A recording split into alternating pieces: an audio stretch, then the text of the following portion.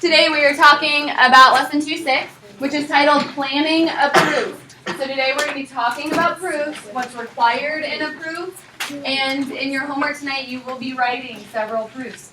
Some of them will be fill in the blank, but you are going to, in your homework tonight, have 4 proofs that you will need to write.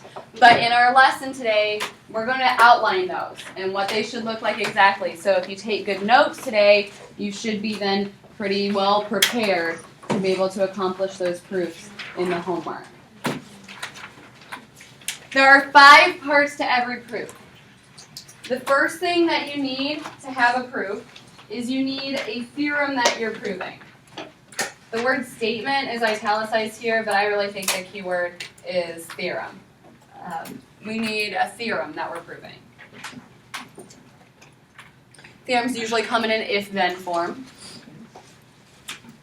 We need a diagram, some sort of an illustration, a picture that shows what's happening in that theorem. We need to decide what it is that we are given. The if part of an if-then statement is the given. So whatever the if is talking about is our starting information. The hypothesis is the given information. We need to know what we're trying to prove. That's the then. The conclusion of the theorem, the then part, is what we're trying to prove.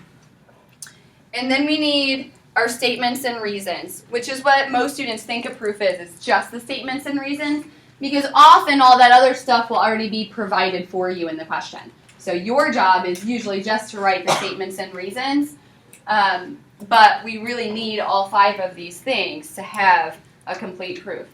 I call this last one the body of the theorem instead of saying statements and reasons. This list of 5 required things is something you should know and be able to write for the quiz on Friday.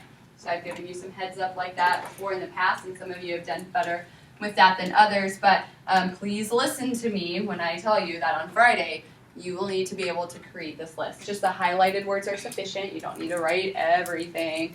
Just the highlighted words, and you can call that last one the body, because that's what I call it, and that's fine, but you need to know that these 5 things are required to have a proof.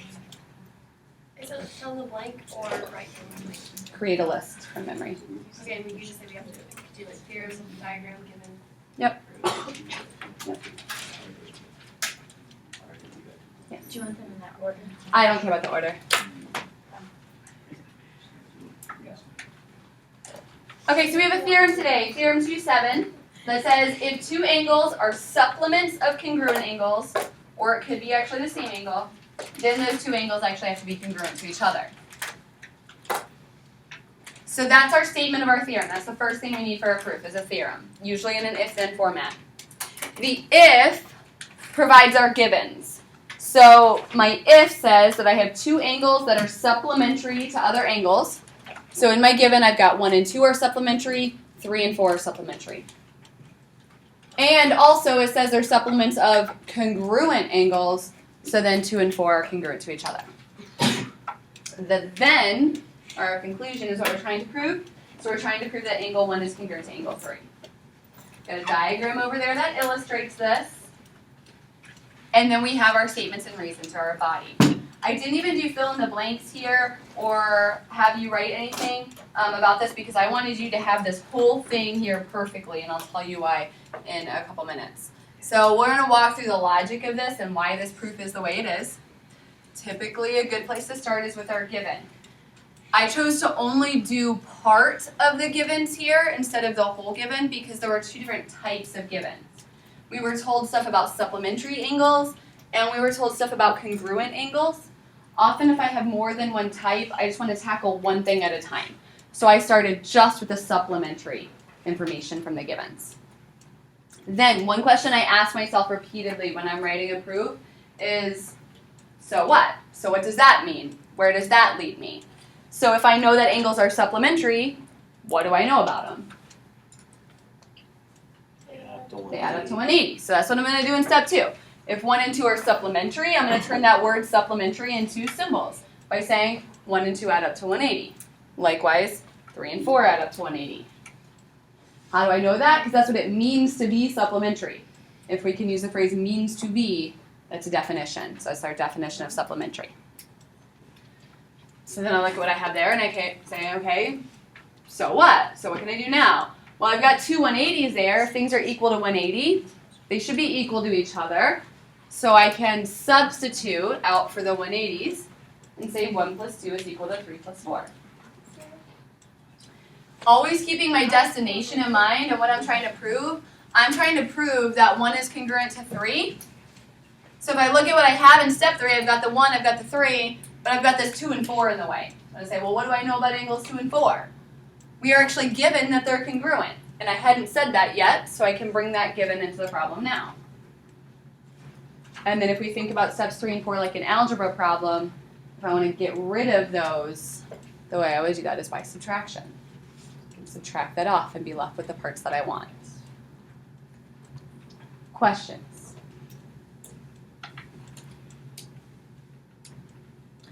The reason why I wanted you to have this all perfectly and not have to worry about filling in the blanks is because of Theorem 2.8. Theorem 2.8 says if two angles are complements of congruent angles, or of the same angle, then they are congruent. And you're going to prove it in the homework. But in the last one, when you went from supplementary to 180, wouldn't that be substitution because you're substituting 180 in? From step 1 to 2, for the reason, when we turn the words completely into symbols, that's usually going to be a definition. A substitution will be more like symbols replacing symbols. Okay? Good question. So Theorem 2.8, it looks almost exactly the same as Theorem 2.7. What's different about it? Adds up to 90 instead of 180. Right, so it changed this word supplement to complement for Theorem 2.8. You're going to need to prove it in the homework, and in the homework, all you're going to be given is a statement of the theorem. So that means you're going to have to do the other 4 parts of a proof. So you're going to need to have a picture for yourself. Use this as our model. So if Theorem 2.7 is talking about supplements, and what you need to prove in your homework, 2.8 is talking about complements, how should our picture look different? Should add up to a right angle. They should add up to a right angle instead of adding up to a straight angle. So your picture might look something a little bit more like this.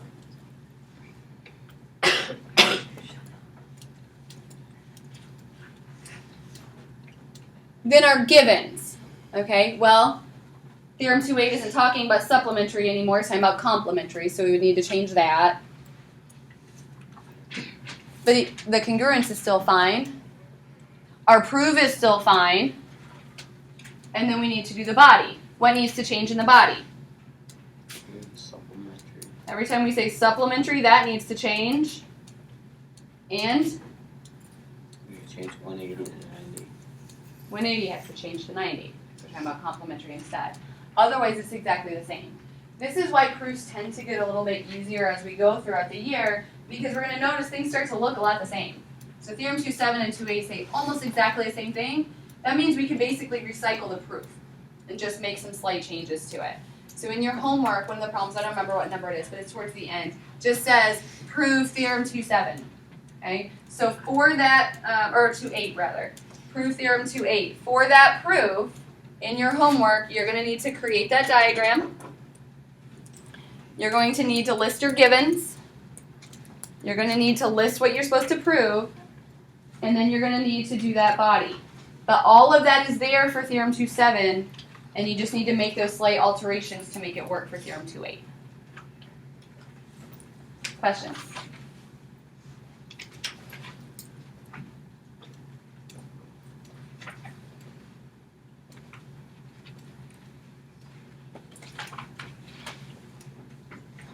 These are our directions for our next set of problems. So in each of these, we are going to use the given information to decide which two angles have to be the same size.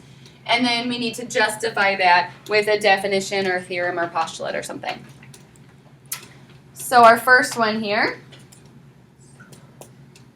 angle 6 and 10 are complementary or add up to 90. And angle 7 and 10 add up to 90. So what two angles would have to be the same size? 6 and 7. 6 and 7. Why? Which theorem or definition or postulate tells us that if two angles are complementary to the same angle, that they're congruent to each other?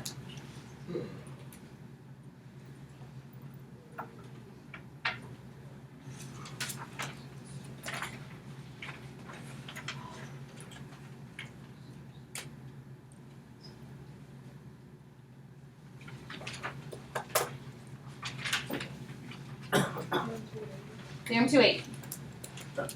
So we just talked about that you're going to need to prove in your homework. It says that if two angles are complementary to congruent angles or the same angle, that they are congruent to each other.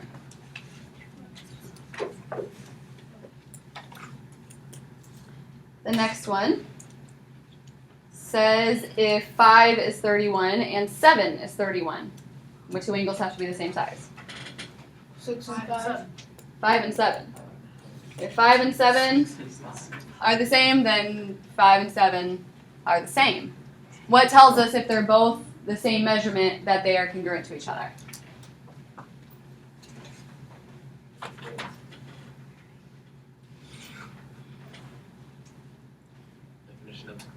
Definition of congruence. That's what it means to be congruent, is that they're the same size. So we're given they're the same size, that means that they are congruent. Means to be is going to be a definition.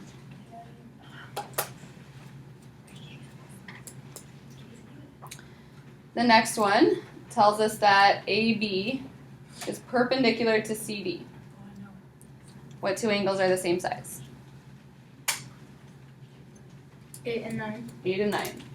Now, how do we know? Okay, yesterday was all of our theorems and definitions of perpendicular.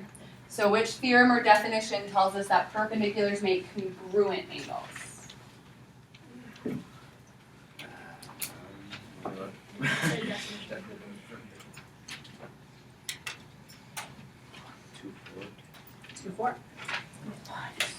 Theorem 2.4 says perpendiculars make congruent adjacent angles. The definition says they make right angles, which is true, but what we're saying is congruent. So we want the one that talks about congruence. And that's theorem 2.4 that says perpendiculars make congruent angles. The next one says that XZ bisects WXY. So what two angles have to be the same size there? 6 and 7. How do we know? Is it a definition of bisector? It is. The definition of bisect or definition of angle bisect. That's what it means to bisect. To bisect is to cut into two equal pieces.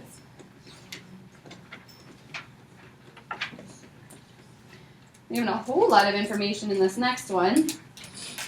It says 4 and 6 are supplementary. So I got 4, 6, they add up to 180. And 2 and 7 also add up to 180. And 6 and 7 are equal. What else is equal? 2 and 4. 2 and 4. So which theorem, postulate, property, definition says that if two angles are supplementary to congruent angles, they are congruent? 2.7. Theorem 2.7.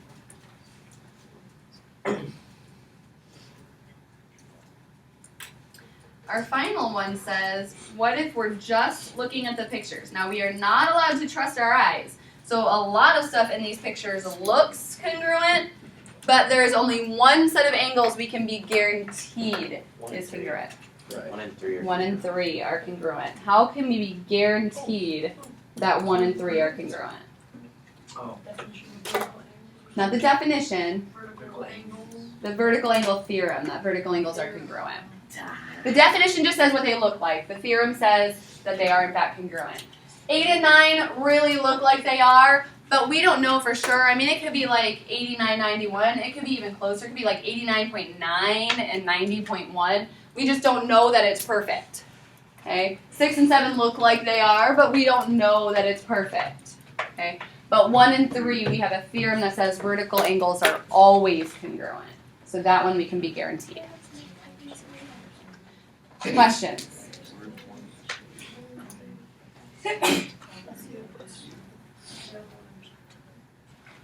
For our last part of our notes, we are going to go through and kind of outline 3 proofs. These 3 problems will be in your homework that you will need to write the proofs for these. Not as fill in the blanks, but we're going to outline them here together.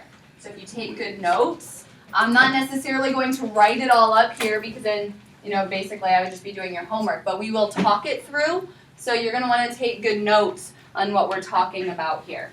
All 3 of these can be done as quick as 3 steps. Okay? When we do proofs, sometimes people may do it in 3 steps. Sometimes people might take 5 steps. You're never going to get more points for having a shorter proof. So just because they can be done in 3 steps, if you take more than that, doesn't mean you're wrong. It just means you took a different route. Okay? So I have my quickest way that I can drive from my house to school, but sometimes I go a different way. I still get to school, okay, and that's the point, right? So it doesn't necessarily matter if you choose the quickest way, but the quickest way on all 3 of these will be 3 steps. First step, givens are a great place to start, okay? So we can just kind of say that as a general rule, we're going to go as a given for the first steps. That means we really only have to figure out what 2 steps are going to look like. So if we start with our given here, what can we say after that? 1 is equal to 2 and 3 is equal to 4. Okay, so we can say 1 matches 2 and 3 matches 4. Why? Vertical angles are congruent. That's going to be a really important theorem for us, like all year, all first semester anyway. Vertical angles are congruent. So if we say that 1 and 2 are congruent because of vertical angles, we were given 2 and 3 are congruent, 3 and 4 are congruent because of vertical angles. What can we say about that then? 4 and 1 are congruent. Why? Transitive. Transitive or substitution, where we're setting up that chain of equality, that 1 equals 2, which equals 3, which equals 4, so everything equals everything is our transitivity. We're looking for a 3-step proof on this one. If you had a problem like this, would the book consider that a transitive or a substitution? The book would consider it a transitive. Transitive is the more precise term. Substitution is more general.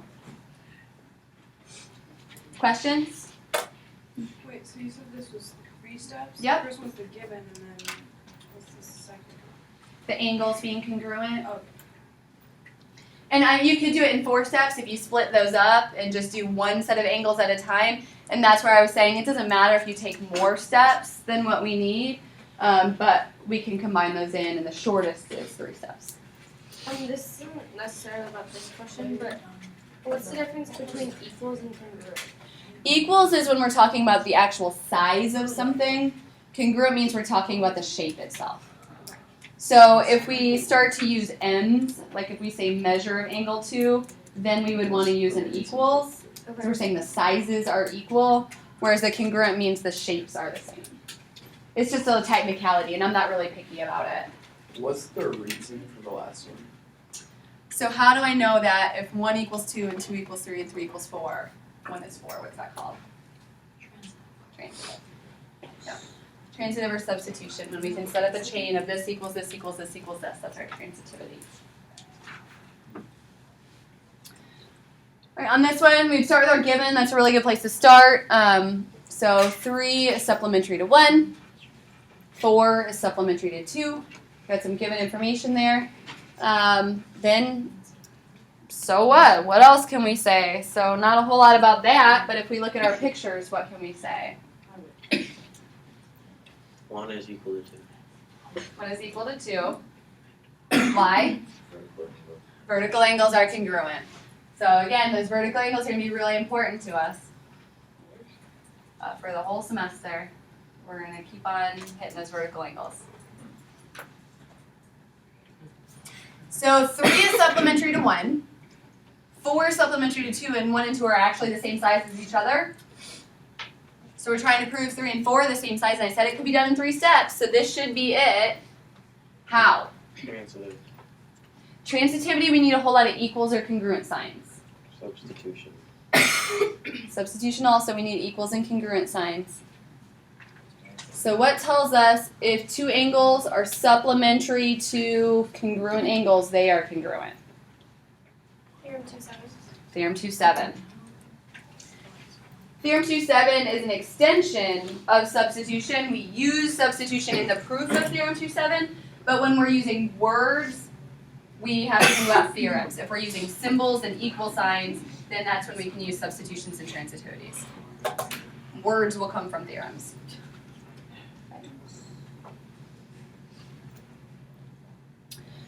All right, we are given in this one that AC is perpendicular to BC.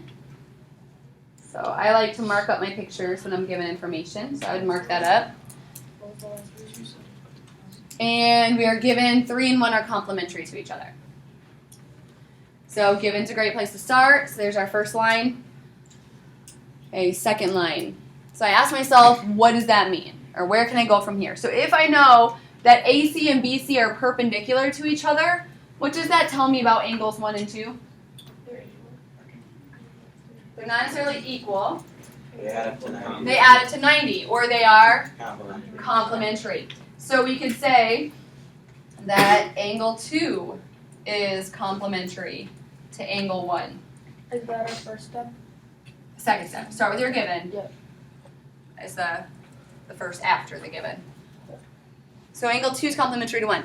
What theorem tells us that if we have perpendicular lines, that the little angles inside have to be complementary? It is 2.6. 2.6 from yesterday was the one that said if the outsides are perpendicular, the insides are complementary. So if step 1 is our given, step 2, we say angle 2 is complementary to 1. How do I know if 3 is complementary to 1 and 2 is complementary to 1, that 2 and 3 have to be equal? Theorem 2.8. Theorem 2.8 from today says if two angles are complementary to the same angle, they are congruent to each other. So 3 steps again, given. 2 is complementary to 1, and then are proved. And for both of those, we're using theorems from yesterday and today. So on your assignment,